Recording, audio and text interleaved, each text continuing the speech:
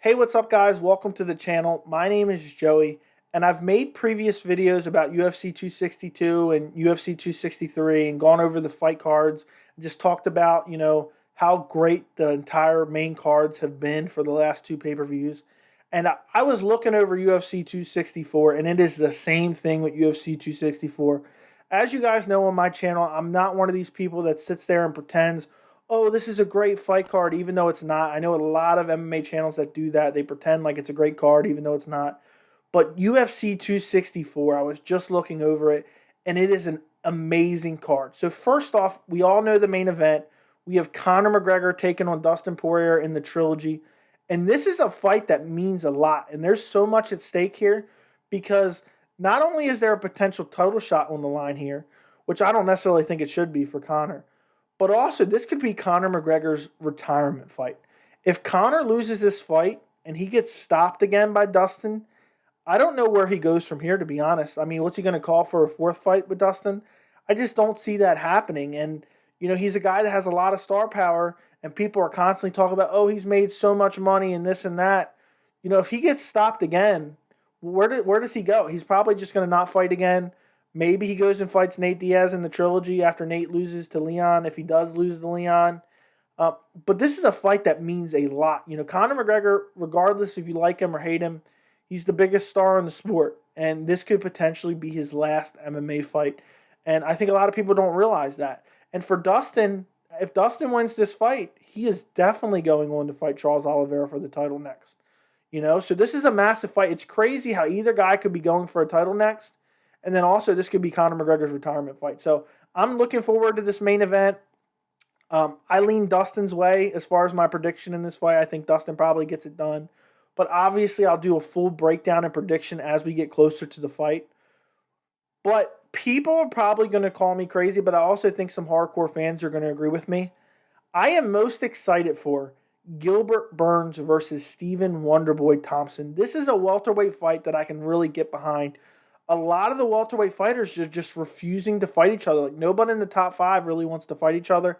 And it's gotten annoying. Don't get me wrong. Usman has been fighting top competition, but everyone else is like ducking each other or turning down fights. And we're finally getting, two top welterweights fighting each other. I'm assuming this is going to be the co-main event. As of right now, they don't have the bout order, but I would assume that would be the co-main event. And this is a fight. We're talking about 5-round non-title co-main events. Or just non-title 5-round fights. Nate Diaz versus Leon Edwards isn't even the co-main event, and it's 5 rounds. This is a fight that I would love to see made 5 rounds as well. I've been a big proponent of 5-round, fights for certain, fights. Obviously if it meets certain circumstances. And I think Gilbert Burns versus Wonderboy Thompson is one of them. What a fun fight this is going to be. You have Gilbert Burns with his, he has big power, decent striking, but he's also amazing on the ground, and then you have Wonderboy's karate style and amazing kickboxing. I have no idea how this fight's going to turn out. I think Burns is probably going to try to take him down and maybe, ground and pound him or work a submission. But Wonderboy's such a tricky guy to solve. And I cannot wait for this fight. And this has massive implications in the welterweight division. One of these guys, I was actually recently talking about it on one of my live chats. One of these guys with a big win could potentially, skip right in line to be the next guy to fight Kamaru Usman. And who wouldn't love to see Kamaru Usman versus Wonderboy Thompson if he can get a big win over Gilbert Burns? Or who wouldn't love to see Gilbert Burns get another fight with Kamaru Usman if he can get a big win over Wonderboy? That's probably a little less likely. But if Wonderboy can get an impressive win, I would have no problem seeing him fight Kamaru Usman. I think that fight stylistically would be a lot of fun. But there's so many other great fights on this card. I'm going to go over a couple other ones. Niko Price versus Michel Pereira. That fight is going to be insane. Niko Price is never in a boring fight. He's an absolute wild man.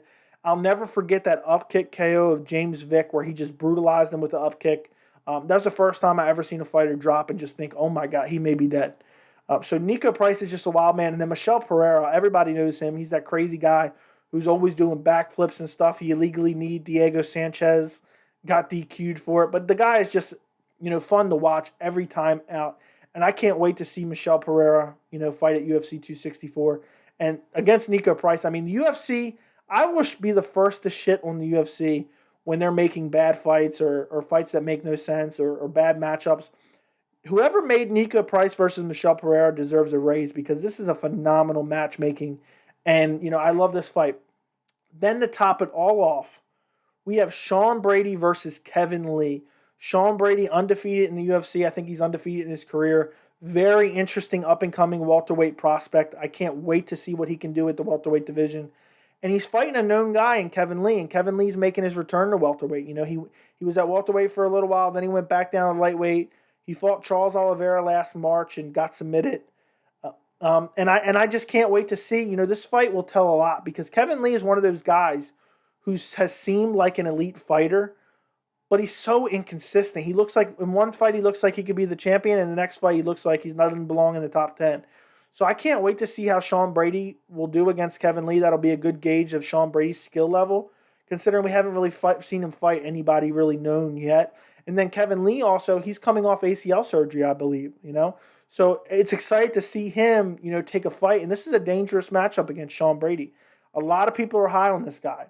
And if he can somehow, rebound, get a big win, knock a prospect off, he can make his way into some big top 10 fights. Then, not even to mention, you have Tuivasa versus Greg Hardy. I'm not super excited about this fight, but, it just adds another interesting fight to the card. So this card is absolutely stacked.